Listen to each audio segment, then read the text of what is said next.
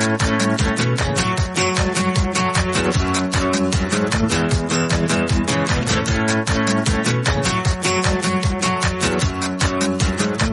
to the Books Applied podcast, presented by WSL Leadership. In this podcast, we talk about an awesome book and how to apply it to your work, sport, or life. I'm your host, Iggy Perillo. Thanks for joining me. On this episode of the Books Applied podcast, we'll be talking about the book Capitalist Realism, Is There No Alternative? By Mark Fisher. And I am joined today, very excited to be joined today, in fact, by special guest Tara McMullin, the intellectual, the author, the amazing human being whose newsletter I love. Tara, can you introduce yourself to these folks and we'll dive into this cool book? Absolutely. Well, I'm thrilled to be here. As you said, I'm a writer, I'm a podcaster, I'm a producer. Most of my work hinges around kind of defamiliarizing ourselves with work and economics and this landscape that we live in, which is exactly what we're going to be talking about today. And when I'm not doing that, I am producing podcasts with my husband in our boutique podcast production agency called Yellow House Media. Fantastic. I love it. I'm so excited. So I came across this book, Capitalist Realism, through reading The Dawn of Everything. Like they reference it there. So that's how I came across this. And then I saw you mentioning this book specifically in your newsletter. And I'm like, oh my gosh, here's someone else who has read this book, which is literally tiny, like 80 pages and very dense and amazing. I'm wondering how you first encountered this book or how this entered your mind, your world. Yeah. Well, first off, I stan David Graeber. Oh my God, so great.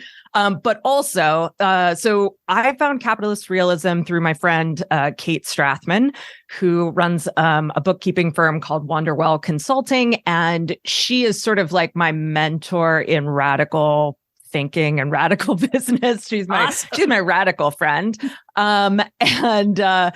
So she mentioned it in an interview I did with her a couple of years ago, and I picked it up and started reading, and I was just like, this is amazing in terms of theory, but it's also amazing in just terms of how it's written and the references that Mark Fisher makes. And it's just, that's how I found it, and I just fell in love with it immediately.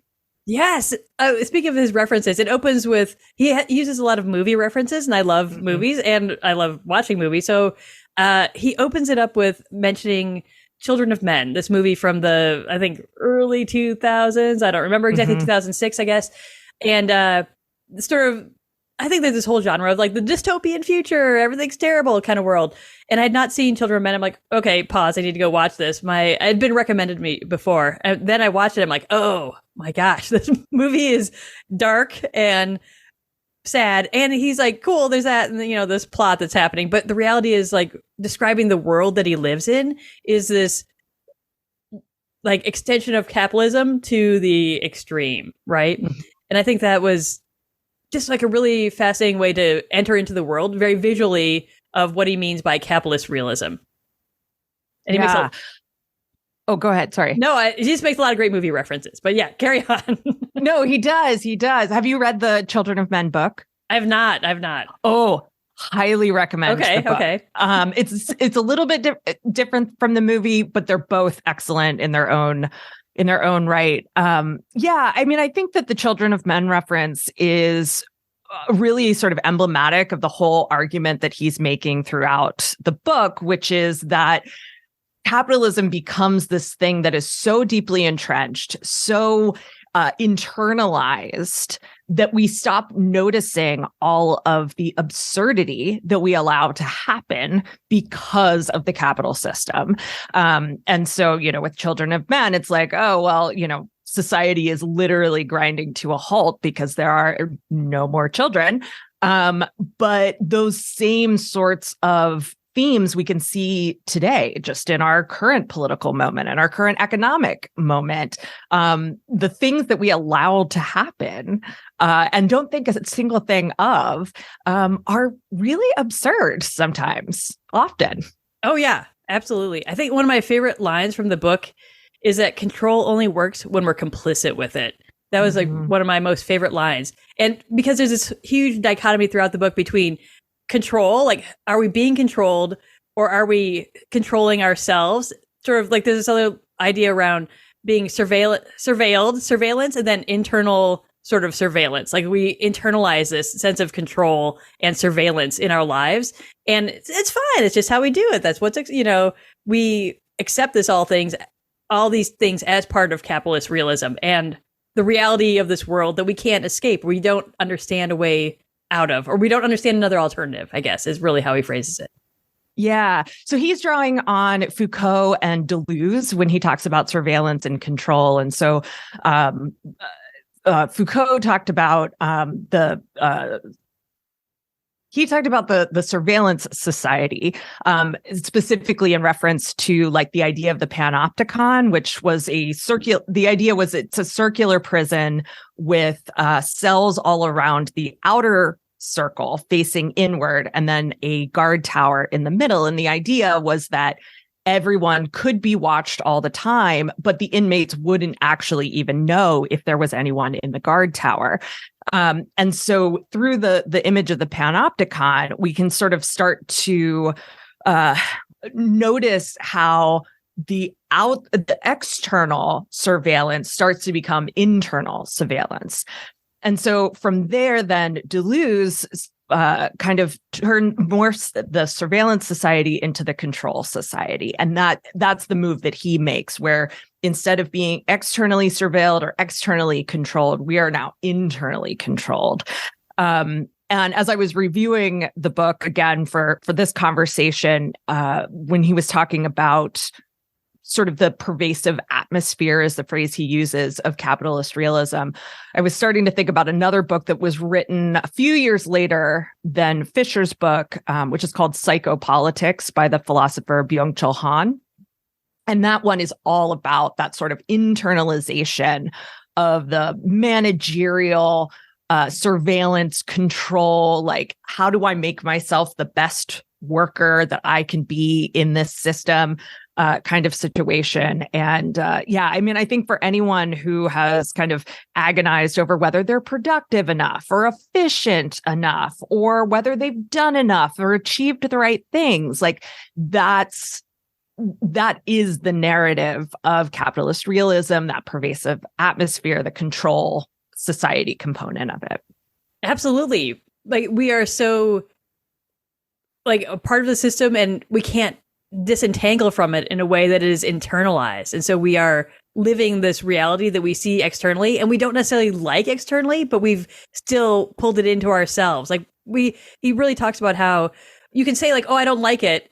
And as long as you have sort of this like veneer of deniability of not liking it, then you just go on and do whatever you want, because you've already said you didn't like it. And so check, done. Now you're just cruising along in this capitalist realist world anyway. But you don't worry, you've said you didn't like it, so it's all fine now. Like, that's like the only, I mean, he talks a lot about protest, but that's like sort of the low level protest that we accept to be, good enough, right? It's good enough if you said you don't like it, keep going. Yeah. Well, in addition to like saying, oh, I don't like it, there are products that we can buy that prove that we don't like it, right? So he refers to that as interpassivity, which is a term of, I'm totally forgetting the dude's name, but whatever, interpassivity. So it's this idea that the things that we buy can perform actions for us, art that performs actions for us rather than us performing those actions. So, he cites WALL-E as an example of this, the film WALL-E. He cites like the Live Aid concerts, Bono's Red products, which were big at the time that he was writing. But now we might think about like all of the direct to consumer brands that are focused on being super mission driven. Those are still capitalist enterprises that feed us over and over again. Buy stuff. If you buy this, then you're supporting the national parks. You're supporting the fight against climate change. You're supporting da-da-da-da-da. And all of that consumption is really just reproducing the status quo. And again, that was kind of one of my takeaways as I was reviewing the book, is just how much of the capitalist realist sort of framework that he builds is around our identities as consumers first. And at one point, he talks about how the public has been transformed into consumers. And I think it's that point of view of being the consumer that makes it so difficult to imagine an alternative. Yeah, that's our role, is propagating yet being a part of this whole system. Yeah, well, it's basically one of his lines is that like the fantasy being that Western consumerism, far from being intrinsically implicated in a system of global inequalities, could itself solve them. All we have to do is buy the right products. Like, here we are, problem solved, buy the right things. And he does talk right before that about Live 8, which was a protest against poverty. And he's like, well, who's for poverty? This is like ridiculous. He kind of pulls out a lot of these sort of examines these things that we do and magnifies them to the point of how ridiculous they really are, which it really just uncovers the ridiculousness that's underlying so many of these. Yeah, Live Aid, just buy the right product, this thing, that thing. Say you don't like it, carry on, a little bit, buy your way out of it a little bit. I'm like, yeah.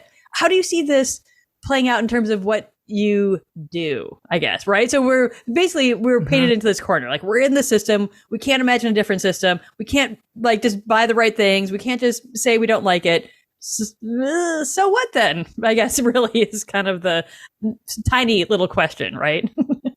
Yeah. I mean, I think that Fisher's argument is really built around, and you see this replicated through all sorts of critical theory and cultural theory, but the idea that the capitalist system keeps us from acting toward meaningful political involvement.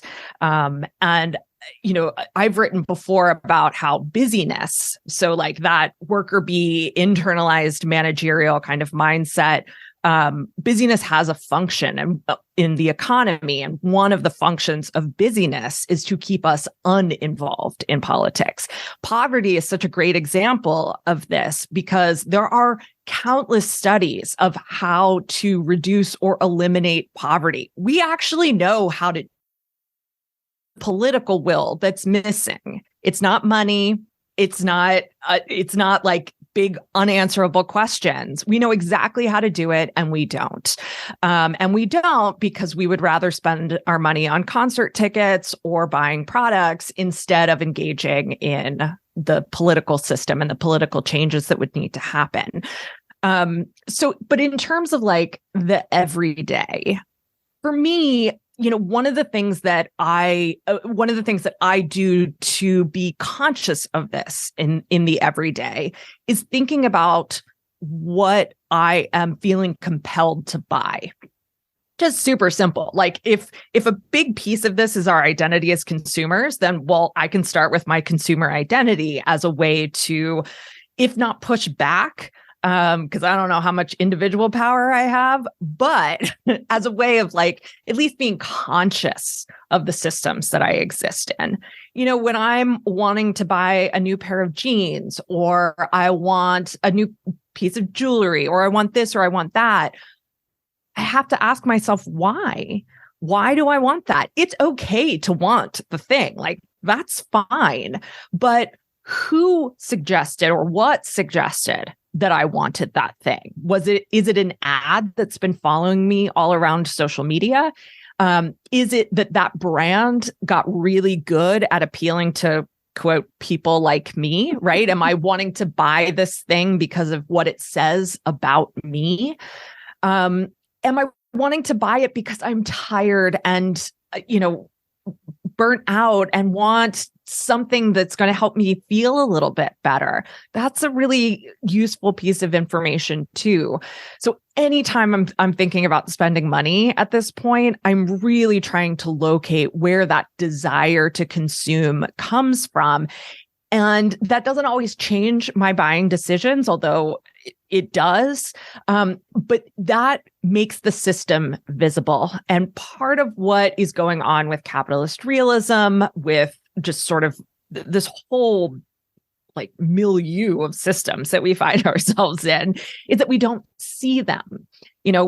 Fisher talks about it as being naturalized. So we've come to believe that this is just the way things are. This is just how things work. This is how it always was and how it always will be. He talks about how capitalism subsumes both history and the future.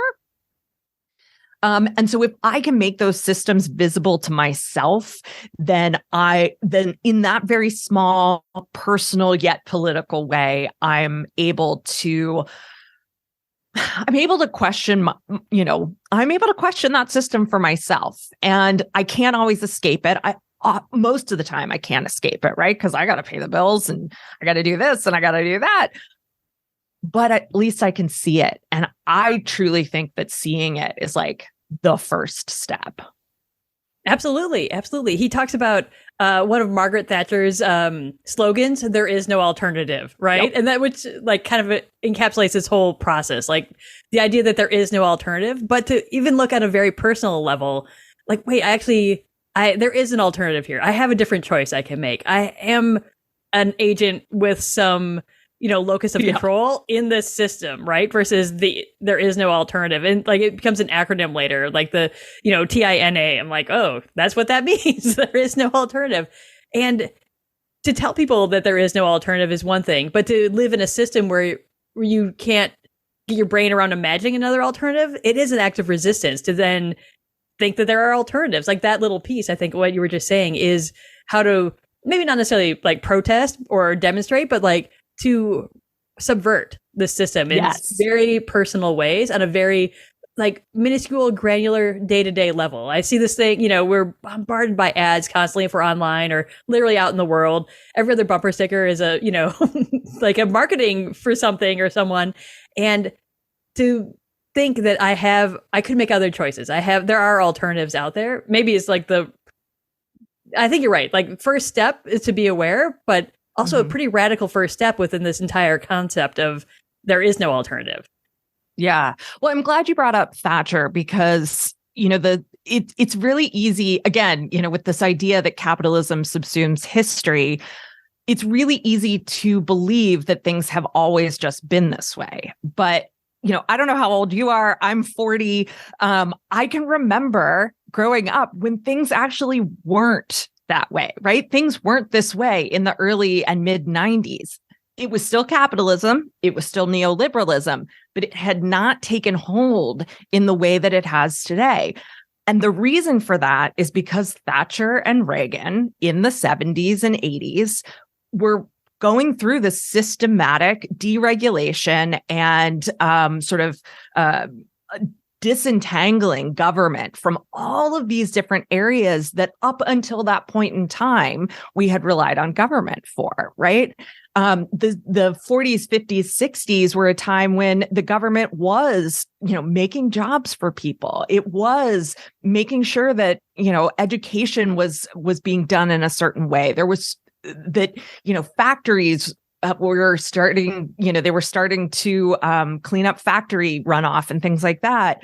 And then the Reaganites and the Thatcherites came in and really started to systematically dismantle all of those expectations of government to put them in the hands of private companies. And that really, that's a 50-year process. That's not very long. Right. And so, there is an alternative. We were living it before Margaret Thatcher said that. And I think it is crazy to believe that there aren't other ways to do things. We've seen that there's other ways to do things. One of the way I love the end of the book. He actually leaves the book on this strangely hopeful note. Unexpected, right? Like, unexpected. Oh, where did this come from? Yeah. But looking at it today, reading that like last paragraph, it felt so prescient in that he's talking about how even a small kind of hiccup in the system could have an outsized effect on how we think about what's possible. And I think, oh God, well, that's exactly what happened with COVID, right? COVID gave us a hiccup that made people ask, why don't we take care of people? Why don't we intervene as a society on things like poverty and public health and all of these different things? And did bad stuff happen in those years too? Absolutely. Was polarization increased? Absolutely. But a huge segment of the American public is thinking about alternatives in a way that it was not 3-4 years ago. So it's sad. And also it's incredible that he was so on it then. And, obviously we don't know what the future holds, but I think there is reason to be hopeful. If not because things are great now, but because people are waking up and recognizing that change is possible and that we could do things differently. Absolutely. I would say that is really sort of this underpinning silver lining of like the Great Resignation, so-called, right? Yes. And people are like, oh, I actually don't have to tolerate an environment. Like personally, as a human, I don't have to tolerate a work environment that doesn't serve me on this very kind of basic human level in a way. Like, yeah, I can make money with it, but like, like I don't feel good about it, right? Like as a human, like it's not feeling sustainable. It doesn't feel healthy. There's a lot of reasons people describe these things. But which basically comes down to like, oh, the systems as they are portrayed through this organization I'm working for, this company, whatever it is, this business, are really mirrored. I see this a lot. Like, oh, this is just how we do things. The sort of acceptance of culture, which is not the same as plausible deniability of perpetuating the culture, right? Like we are just accepting that this is how things are done. And suddenly, oh, wait, no one wants to work for me. I need to increase wages, but like, wait, still no one is working here? Like, still I'm understaffed? How much do I have to pay people? I'm going to run out of business, like whatever. Like I've seen this happen to a lot of smaller businesses because they're a little more transparent, right? Like if you have a big multinational, the McDonald's down a couple blocks from me was like, oh, like you could see the now hiring at this much. You see this little number go up on their billboard. Now they're not saying they're hiring, but the Wendy's a couple blocks further is like, hey, start your career at Wendy's. I'm like, okay, like offer me a number on your billboard, your sign out front. Tell me how much you're paying me per hour. Like that's still everywhere, right? Like the hourly rates. I don't know if you see it around. Like work for this place. Here's hiring bonus, starting rates. That number is much more present in a way that I don't think was before the pandemic, which is an interesting twist on, like transparency, right? I think people, there's like everything's hidden underneath, but then there's transparency. And it is like your hourly rate for a starting wage is suddenly much more transparent in the world, which helps people shop around and buy. But that doesn't mean, this one pays more than that one. Is that still worth it to me? Like, I still don't know, right? If that's going to be serving me or a good place to be or work or spend my time, Yeah. The calculus on what kind of job is a good job to have or what kind of job I will accept has completely changed in the last 3 years.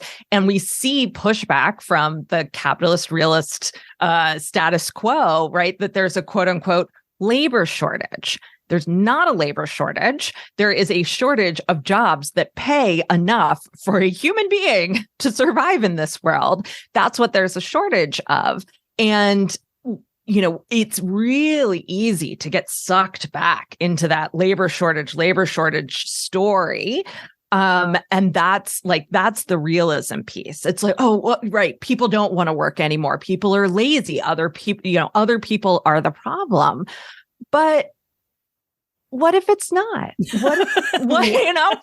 What if people can't afford to take a job that doesn't pay their bills, right? Mm-hmm. And why is that a worker's problem and not a business's problem? And Fisher talks a lot about that too, the way that individuals are pathologized as like not fitting into the system, not doing what they're supposed to be doing, whereas the system is very rarely critiqued, at least, out in mainstream media, in terms of like how it has created the situation that we have, and that people are merely trying to deal with it. So I'm so glad you brought up the Great Resignation and the labor shortage bit, because it's just a perfect encapsulation of what happens when we don't make the systems visible.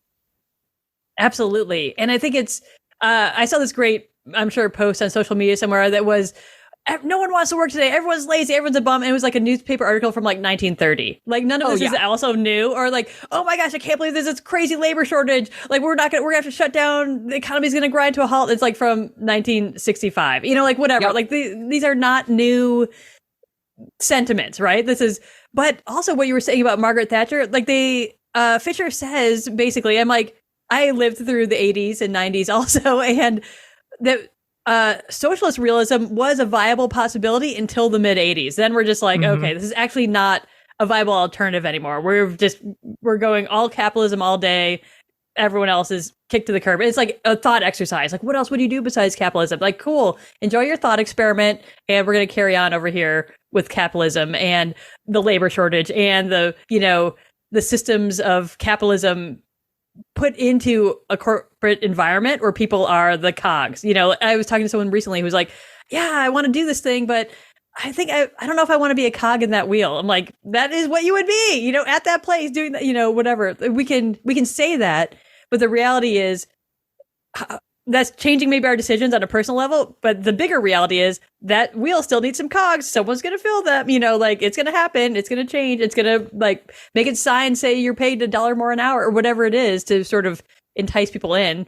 Like I haven't seen any of those McDonald's or Wendy's shut down. Like they somehow still seem to be working. Like, okay.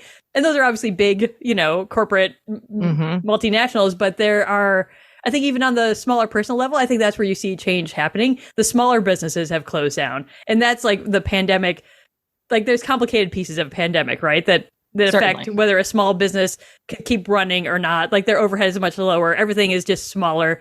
I went to a smaller shop nearby where I live, and you walk in and suddenly it's like the owner working the shop, right? When you're like, oh, you used to have 2 shops, so I assume you had more staff before, but now you have 1 shop and the owner is running it. Like, oh, I see that this has affected, their economics have affected you and how you operate things. And this is a great shop, and I'd buy everything you had, but I'm not going to, because I'm going to be a conscious consumer and not just buy, like crazy. But we see changes happening on these small scales. In big scale, it looks like, the billboard going up and down, trying to entice people in. But in small scales, we do see change happening around who is working in the shop, the small business owner shop, who is going to work for them, who is going to be engaged in that process. And I think that has to come around to anti-capitalist leadership, which is one of my areas of like interest, is how to coach and prepare leaders to not operate in this capitalist mindset of making employees into cogs and wheels, right? Like that, separating that out can be done at this sort of small business leadership level too.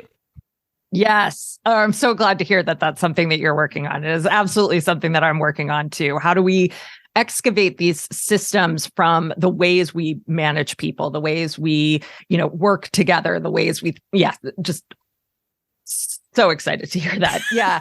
I think the small business example is something that's really interesting here, because as part of our American myth, we have we give small businesses such a sacred position in our economy, when unfortunately there's a huge segment of small business that is some of the most exploitative enterprises, ventures that are out there, because they've been able to sort of squeeze in between the cracks and take up surplus labor and and pay these ridiculously low wages. And so, there's other reasons that businesses are struggling now than just, we used to be able to exploit our workers and now we can't. But there is a huge segment of small business that used to be able to exploit their workers and now they can't. And that's something for us to really examine. Fisher talks about this too, where we are more likely to identify as capitalists than we are as workers.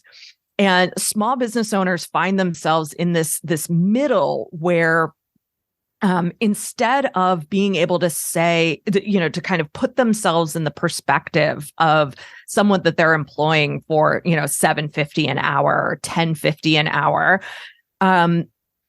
they're constantly thinking from that capitalist perspective. And I don't mean that pejoratively. I just mean that's how we're trained to think. Like, I've got to think about the business, the profit line, the P&L, whatever it might be, instead of thinking about the people and what we're doing together as a business. And that's something, in my work, it's something that I try to really kind of tease out for people, is that, as small business owners, as freelancers, as independent workers, gig workers, we're workers first. We, and are there components of being a capitalist that we also take on just by virtue of existing in the system? Absolutely. But if we can position ourselves in our own minds as workers first and find solidarity with the people that work with us, then that can be a really radical place to create change on a business level, which is, that has ripple effects out into the rest of the economy. Absolutely.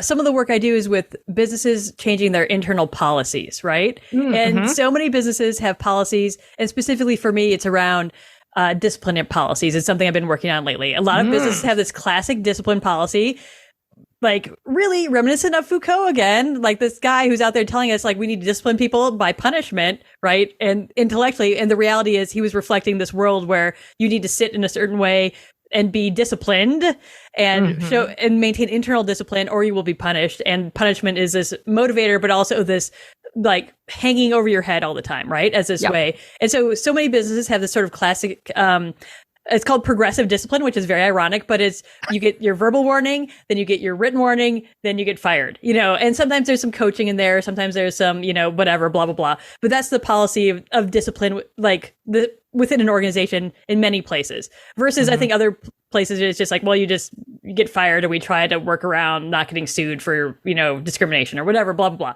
And so if you pull apart this system and how you're trying to maintain discipline within your organization, this is a huge place where owners, managers, especially small business owners, right? Or smaller nonprofits where the board is super connected, or just these have a huge opportunity to make really radical change in terms of, wait, I need to actually treat a person like a person and not just walk through these steps so I can fire them. I'm like, or you need to fire them right now because you don't trust them, right? Because they're not being a good enough cog and a good enough wheel. Like, trust is actually more important to how you operate in a business and how a business feels and how your energy is used, right? Like, I've talked to so many business owners that are like, oh, I'm struggling with this employee because they do this and not that and blah, blah, blah.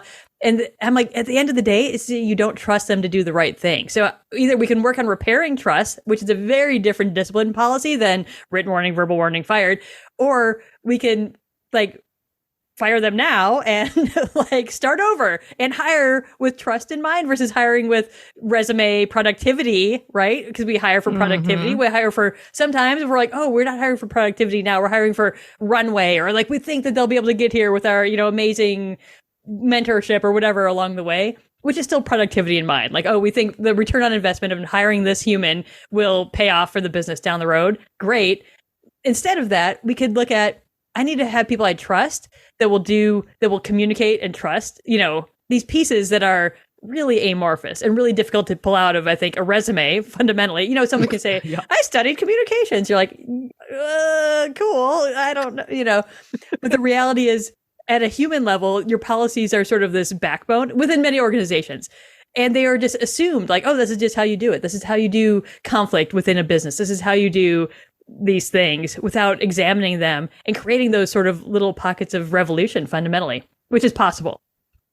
Totally. Yes. I love that you're working on disciplinary policy.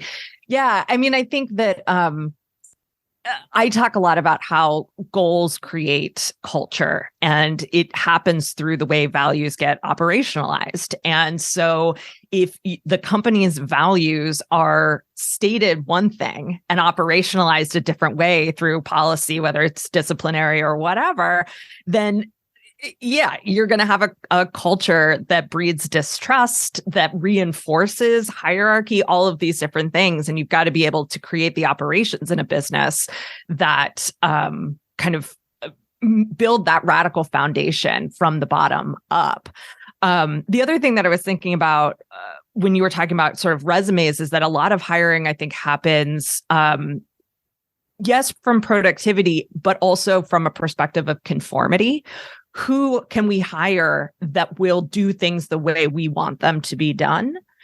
And then businesses get, or, managers get frustrated when people aren't thinking out of the box. They're not taking initiative. They're not doing this, that, or the other thing. It's like, well, you hired someone who, made themselves into a cog for your machine. Of course, they're not going to take initiative. Of course, they're not going to be creative. You've tried to create stability in your organization at the risk, at the cost of innovation and creativity. It's like you can't have both. It's just not going to happen.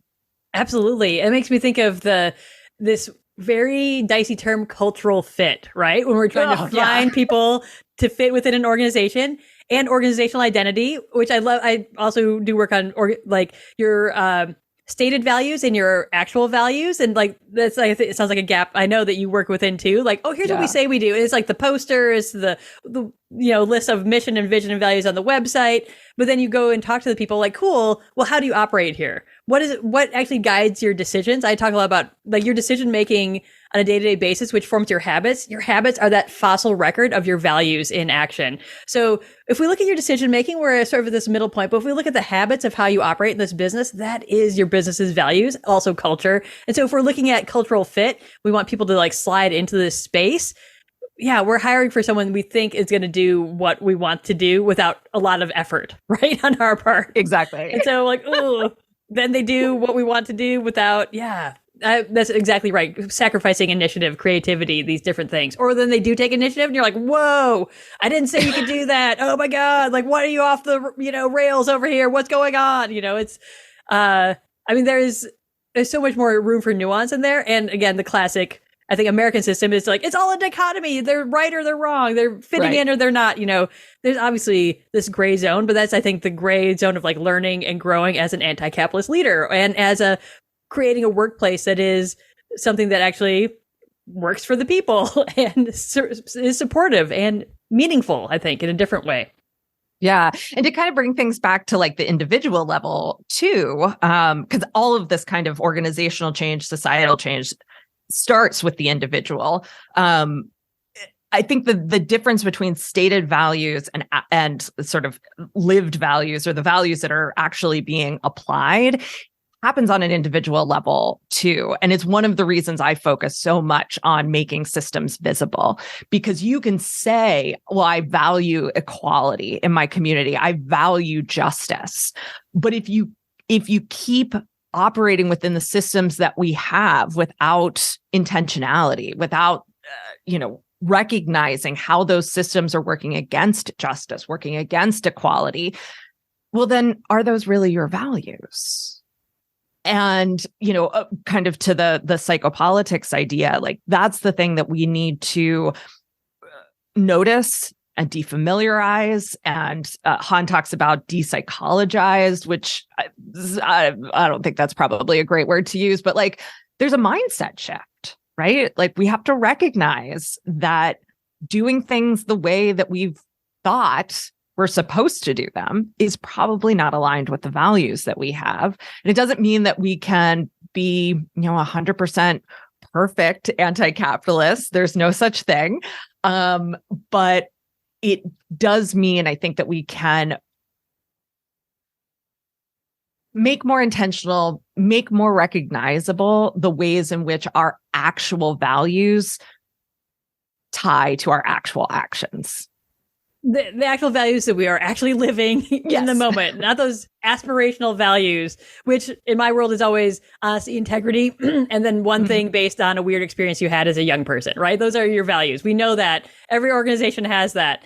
That's what their poster is going to say. That's what their website's going to say. Honesty, integrity, and working out of your garage, at all hours. Honesty, integrity, and, supporting people who slip and fall in the mud because that happened to me once, whatever it is. But I think you also bring up this interesting point around what is expected, but also creating alternatives. I think there is Yeah, well, I'm just going to read this little part about the book about how alternative and independent don't designate something out of the mainstream culture. Rather, they are, in fact, the dominant styles within the mainstream. And then he goes on to talk about Kurt Cobain for a while, who's like, ugh, like I am a cliche and I know it and this is terrible, whatever. But that we say like, oh, here's an alternative system. But like within music and pop culture, this is much more obvious, right? Like, oh, it's alternative music, but like, alternative is a genre of music, right? And we're like, at the record store. Yeah, I'm like, I go to the alternative section. So what are we talking about? It becomes like this beautiful window dressing label for being independent. And like the classic, think different, like Apple slogan, like within this system, think different means buy my thing, right? Like, okay, I guess this is different than the other alternative again, as a concept. But the reality is it's just sort of a ploy to pull you back into the dominant way of being, the dominant way of thinking, which is capitalist realism. Yeah. I think that folks, when they think about there being an actual alternative or like the opposite of there is no alternative, they're looking for a thing, right? They're looking for a system that's already been proven, a system that already works. What is the framework that we're going to use to rebuild society? And I think David Graeber talks about this quite a bit. There is no alternative in that we don't know what it looks like yet. We have lots of great theory for thinking about it, for dismantling what we have and creating constraints on what could be. But just because we don't know what the alternative is, doesn't mean that there isn't one. And it doesn't mean that we can't work together to find it. But the actual alternative is not going to be a genre of music or a type of clothing or a section that you can shop on Amazon, right? If it is a commercial product that you can buy, and even, I mean that even metaphorically, it's not actually alternative. I love that line. I use it quite often. But I think the thing about what is truly alternative is that it is not something that we can recognize, but working toward it doesn't require that we can recognize it yet. Right. I think it speaks back to, I think in the Dawn of Everything, Graeber talks about there were other systems. There are other systems out there. And that book is a little bit of a historical survey of other systems, other ways of operating, other political formations, other reasons why things were formed the way they were in different cultures, really around the globe in different ways. And it's beautiful and amazing to be like, oh yeah, there are other ideas out there. And we might actually have to revert to how we feel about things. Like, as a way of guiding ourselves versus how we think about things. I think there's this, we like to intellectualize and be like, oh, well, here's like my cost benefit analysis, which is capitalism. And I'm going to find a better system than capitalism using the system of capitalism. Like, yes, like does not compute a little bit because we need to separate from that system of even, the basic ways we think we are making decisions. And I love Annie Duke's work on decision making. And it is very much about actually, this cost benefit analysis isn't right. Like there are other factors involved and some of them are forecasting and thinking how we'll feel in the future. And some of them are looking to the past a little bit, but if we look too much to the past, we're just going to recreate the past, right? Like we are going to re-envision these cycles again with like, oh, but I did it slightly differently. I did it the alternative way, which is that section in the music store that is already labeled for me. That's handy, so we have to dismantle things like maybe a piece at a time. And I think it's scary to people, right? To be like, my business is going to be a cooperative. I don't know what that means, but we're not going to have hierarchies here. I'm like, really? You're not going to have hierarchies here? You're going to be cooperative? Tell me more about what that looks like. Tell me more about, how that is in reality and how you're going to train all of your people that are with you to engage at that level. And there are obviously cooperatives out there. There are alternative business structures out there. Like that is a literal real thing that happens. And people still have to sort of get their brain around, I'm just a piece of this. Like, wait, I'm not, who's the boss here? Like there are divisions and structures like in place, like stuff does get done. Like if it was just a free for all, it wouldn't work even within this like constrained version in a capitalist world. Right. So, but you still have to train people into that, I think in some ways, or that's who you attract in. I mean, both, right? You attract in people who are interested in the non-dominant capitalist view of operation. Non-hierarchical view, I think is an easy one to like label to put on there. And yet you still have to train people and yourself. Like he really spends a lot of time talking about how, yeah, we think putting new people in banking regulation roles will make banking better, but reality is the system of banking is the problem. Like that's like the system of regulation itself is the problem, not putting in the right people all the time, which we can say about a lot of systems out there in our world, right? Especially around punishment, crime, like those systems, like we just put the right people in there, it's going to be fine. Also, the system is doing what it's designed to do. Capitalism is doing what it's designed to do. And to find those points of, you know, truly alternative, truly radical, truly like meaningful protest might be very personal, but depending on how much power or influence you have on the people around you, there is still room to influence the people around you in very positive ways. I think that when we're talking about like alternatives or like reimagining things, it starts with questions, right? It doesn't start with answers.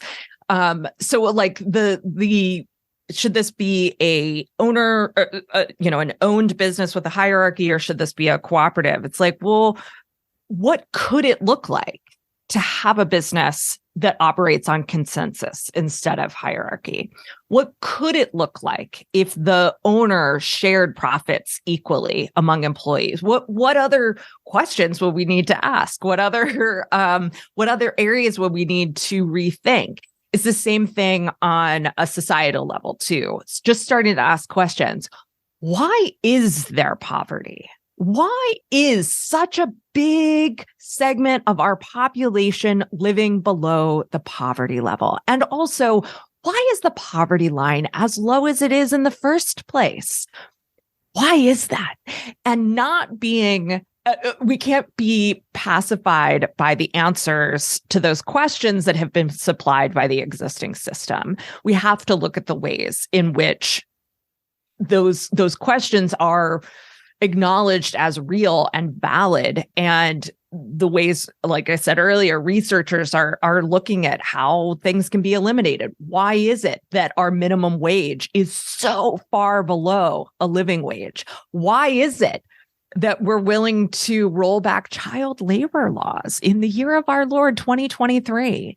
But just asking those questions, recognizing the absurdity and recognizing that it doesn't have to be that way. We can make different choices, it's so key. And yeah, it happens on an individual level, it happens on a business level, it happens on a community level, and it happens on a society level too. Beautiful. This has been so fun talking with you. We've talked a long time. I suppose I should need to wrap this thing up finally, but thank you so much, Tara, for coming in. And I love that note to end on. Like, really, questions are what the best we can do in so many ways. Asking, wondering, what if, why? Like, the question why is this tricky question, right? The how we got to be here is like easy to answer, but the why it has to be that way is much more difficult. Where did this come from? Why is poverty a thing? Why is crime a thing? Why, like the sort of those bigger, deeper questions are worth thinking about. And I think those lead to really meaningful, useful ideas, inspired perhaps by capitalist realism or by your own ideas of what else is out there? What else is possible? How do I want this to feel? I think to me, like, draws back into the most anti-capitalist thing you can really do is feel about something and have feelings direct some of your choices and decision making. Not just, I feel like I should buy this, but like, how do I feel in this system? How do I feel about how things are working here?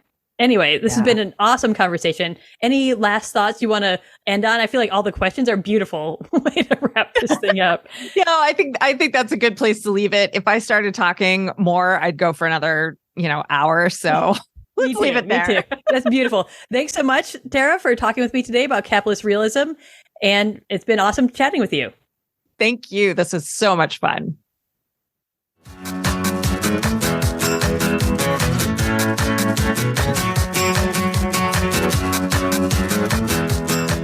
Thanks for joining us for this episode of the Books Applied podcast. I hope you enjoyed getting to know a new book and learning how to apply its ideas to make your work, sport, or life a little bit more awesome. For more leadership education related content, including conflict management checklists, invitations to a fun free lunch that happens monthly, upcoming classes, webinars, and mastermind groups, please head over to wslleadership.com. Thanks, and have a great day.